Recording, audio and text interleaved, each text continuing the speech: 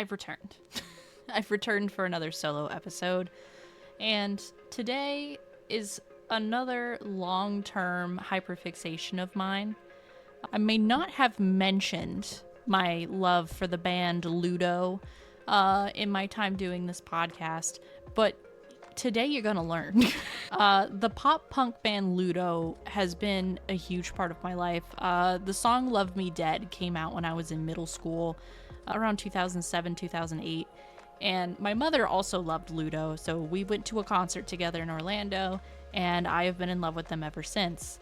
And so, though I loved their many albums, their self-titled album Ludo, You're Awful, I Love You, which Love Me Dead comes from, and Prepare the Preparations are all special to my heart, but this one specific EP is so near and dear to my heart that I'm going to be talking about it today, and that EP is known as Broken Bride.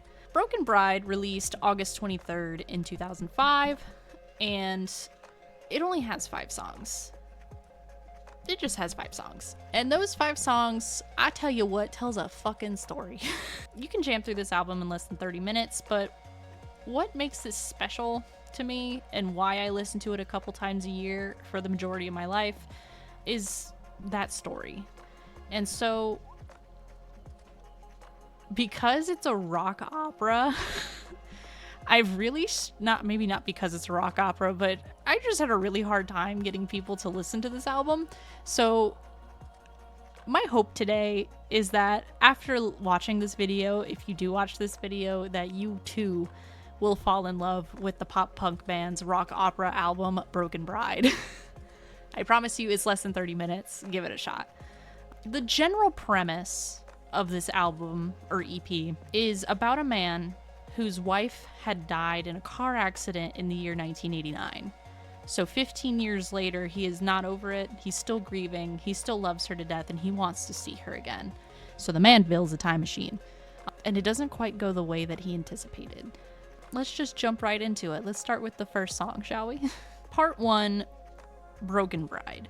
So, we are Ludo. We have not played shows in a long time.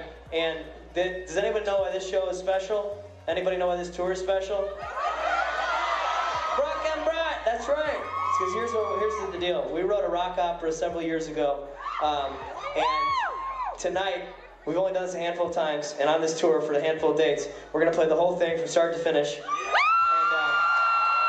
for those of you who don't know, it's a story of a man whose wife dies in a car accident in 1989. So he built a time machine to go back and save her.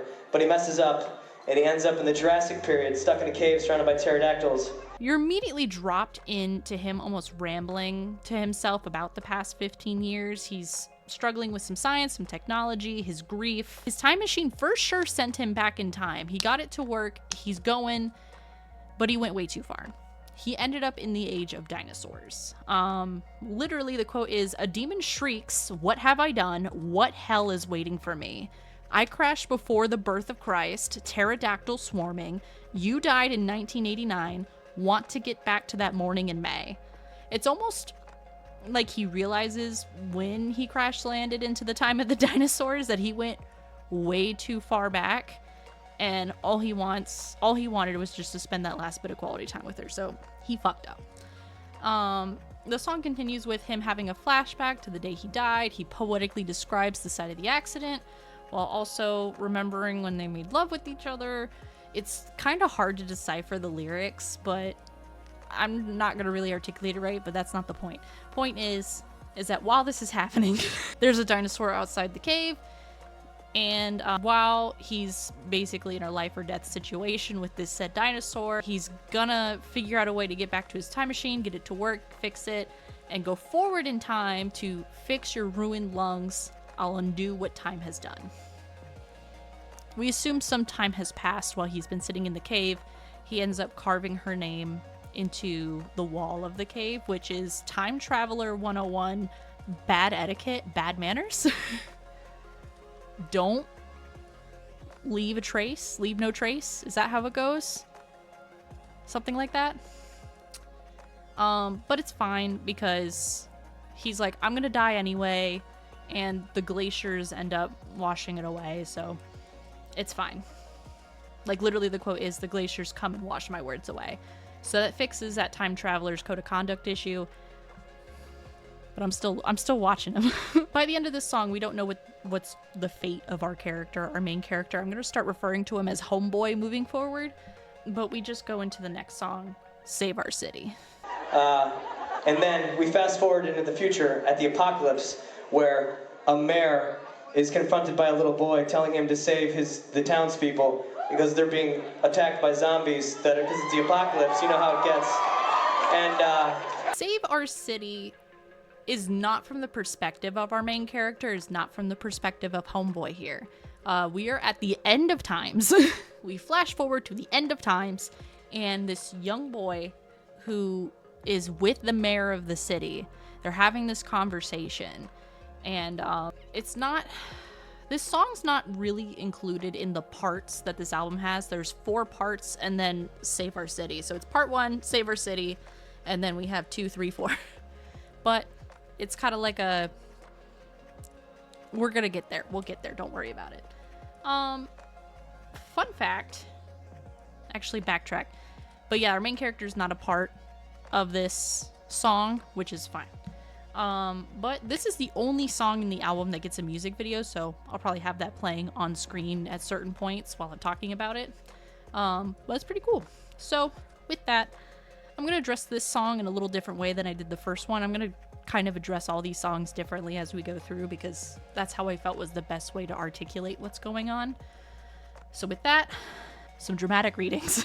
The mayor and the young boy are speaking in a room, presumably at the top of a several floor building. There's a balcony. The young boy speaks to the mayor. Mr. Mayor, the mission burns. The zombies are marching. They close on the square. Families are cold, look down on their souls. Huddled in camps on the old marble steps of City Hall. Faith in their God is all that they got. It's all they got. We cut. Through the window, the world is churning, bleeding, burning, hailstorms, ash. Not good. Bad juju. The moon is blood red, and from there we pan down, we see soldiers dead. Dead in the mud. And from there we hear a prayer. Save our city, keep our souls, Lord, through the rapture of this world. That's the chorus, by the way. From there, the mayor responds to the young man. Little boy, I'm just a man, a mere civil servant, against this tyrant god. I've allied with our king, salvation he brings, protecting the city against all the troops heaven sent. But the dead walk again. This is the end. Oh, I'm just a man. My time has come. Long live King Simius. May he deliver us from this nightmare. So after his last words, he unalives himself. Right in front of this little boy, unalives himself. Just puts it in his mouth, boom. Bright light, you get it. From here, we cut to just... In the music video, it's a necromancer bringing them all to life, but without the music video, I kind of envisioned it as just like zombies starting to rise up out of the mud where the dead soldiers were. And we get a verse from the zombies. And so this is in a big, they're all in unison kind of deal. Fought and fell for our great king. We burned alive and boiled. The dragon, red and wrathful calls. We rise and march once more. Cursed and dead, we starve for flesh. Our skin is cooked and curled. We'll eat our kin and smash them in. In hell, we'll grind their bones. So, right on. So we get this prayer going over and over, this chorus, this save our city, keep our souls, Lord, through the rapture of this world, because it's the apocalypse. As cries for help from a god who might not be listening. And the zombies are coming for the folks in the city. The young man who just witnessed the mayor unalive himself looks like he kind of just took on the mantle of leadership, right? He comes to the balcony. Well, he's already on the balcony. And cries out to the people below. And during the music video, he's like throwing little paper planes with the song lyrics on it, but I digress. So he says to the people down below, there's a time to pray and there's a time to fight. Anything can be a weapon if you're holding it right. Defend what's yours. They will not take our souls. It's time now to rise and fight. So we get some chorus, we get some zombie singing, we get the young man singing, and the song ends. It's very good. Very good song. It's very powerful. I'm definitely not doing it as much justice unless you were just to listen to it for yourself. But what does this have to do with the whole plot of Broken Bride? Our main character's not in it. What does the end of the world have to do with it? You'll find out. Stay tuned. Part 2. Tonight's the night. But then back in the cave, the guy finds a way to escape from the dinosaurs, gets to his time machine, narrowly escapes, and tries to go forward back to that day so he can save his wife, and ends up going all the way to the end of time, and he ends up landing in the apocalypse. So, we get back to our main character. He returns. He's cooked up a plan while he's been in that cave. He needs to get out of the cave, get away from the dinosaurs, and get back to his time machine, right? And so while he's figuring out this plan, he's kind of running in circles in his mind. Memories of her death, memories of them being alive. Grief's a crazy thing. The plan is that he's going to distract the dinosaurs by throwing a rock and then book it. He's going to throw the rock, he's going to book it, and he's going to get in that time machine, and he's going to get to that morning in May, right? Right. So he's hyping himself up. He's got this plan. I'm going to go out there, fire it up, honey. I'm going to lose them, and I'm going to turn back time. That's not the exact quote, but bear with me. I failed to mention before that there is some phenomenal instrumental breakdowns in each of these songs. And so you kind of get the gist theatrically, especially if you're a theater nerd like me, of what's happening during those instrumental breakdowns. This definitely feels like he's cooking up a plan. He's hyping himself up. He's figuring it out. He's motivating himself. He's not going to let this first time screw up with the time machine get him down. He's going to see his wife again. That's the gist of part 2. So we went through part 1, Save Our City, part 2, Tonight's the Night. It's like a nice little bridge to the main, guts of the plot line. Now it's time for probably one of my favorite songs in this whole album, part 3, The Lamb and the Dragon. And it's terrible because it's the apocalypse. That's how it gets, babies. And then he has to choose between saving his wife and saving humanity.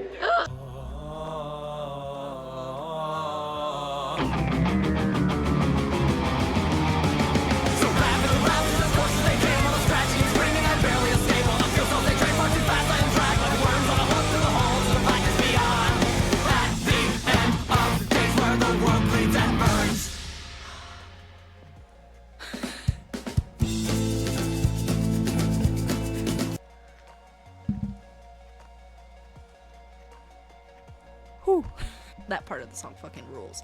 So the beginning of part 3 really articulates, after we had part 2, that his plan did not go off without a hitch. Homeboy struggled to get away from the dinosaurs and almost died. Not only that, he did not have enough juice in his time machine and did not get back to where he needed to go. He failed it. So you know how he went way too far back in time? He went too far forward in time. He went to the end of the world. Save our city. Let's go. It came back to the point. Yeah. So this song is over 8 minutes long. And it rules. The whole thing rules. So bear with me. A little bit longer of an explanation. A lot's happening during the end of days, okay? Okay. So we get a description of how bad it is at the end of days, and I'm going to read that for you now. The sun is black, a sackcloth made of hair. The stars have fallen to the earth, mountains tearing from the ground.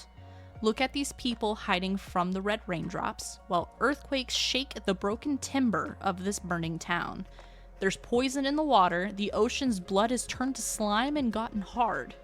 All the fish and whales are corpses on the scab. In the darkness, soldiers gnaw their tongues in pain, you see. So help me God, at the end of time, they're screaming on their knees, oh, let them die. Oh, let them die. It is not good out there for homies. It's fucked out there. But the plot thickens. We continue. Martyrs are out crying, the wrath of the Lamb, break the 7 seals, let the horsemen ride. You know, the 4 horsemen of the apocalypse, or 5, depending on who you ask. Soldiers who have royal crests on them, they're screaming, "He will come, he will come, the dragon's on the rise." The lamb and the dragon. So our main character, our homeboy, has ended up at the end of times. He finds himself talking with who's presumably a man, who's presumably blind, and probably a soldier of some kind, maybe? Not sure. This man that homeboy's talking to says, "The king has survived, though his throat was cut.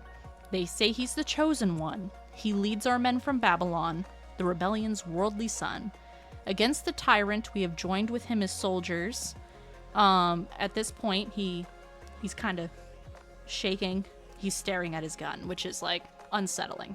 "You cowards and your wrathful god will see what power means. When the dragon comes, his will be done. In the fires you'll be cleaned. Oh, let him rise." I've been trying to figure this one out. I think it's one of those like doomsday things. I don't know. I haven't really thought about this line too much, but it definitely feels like somebody who's just completely given up during the apocalypse, you know? Just clocked out. Just bring it on. From this point, we get an instrumental breakdown. It sounds like the dragons arrived. Sick. Causes complete absolute havoc. He's burning down the city. But at this point, our main character, our homeboy, has made a decision. Because he's got a time machine, right? He can do something about this, right? It almost feels like a slow-mo moment, like, you know, when you're in the eye of the storm, like in the middle of the chaos, so everything kind of slow-mos around him. And he says, "I watched these people fall. The dragon shrieks and burns it all. I flip the circuits on. I've got dragons of my own. The portal glows, and my machine's destroyed." Homeboy made a decision. He chose between saving humanity or saving his wife. And he chose humanity. Even though he's been through so much bullshit. He's been through so much bullshit just to save his wife. And almost got eaten by dinosaurs. Saw the end of the world. Saw dragons, zombies, and all that shit. And now he's using his time machine to destroy the dragon. At this point, we get a reprise from the chorus of the first song, which are like the chorus melody from Part 1 Broken Bride.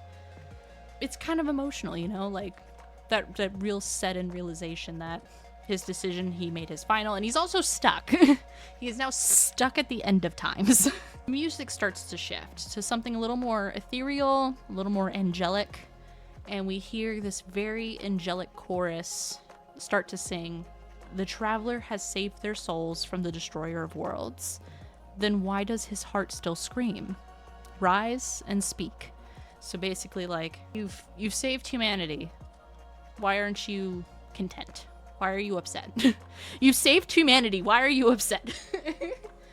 So it's like he's responding to these angels. Like maybe he died during saving humanity, or maybe God just went, "That was sick. What do you want? Why are you upset?" So homeboy responds, "I couldn't save her. I know she will die, but please, if I could only tell her goodbye. All I want is just one more day, that morning in May."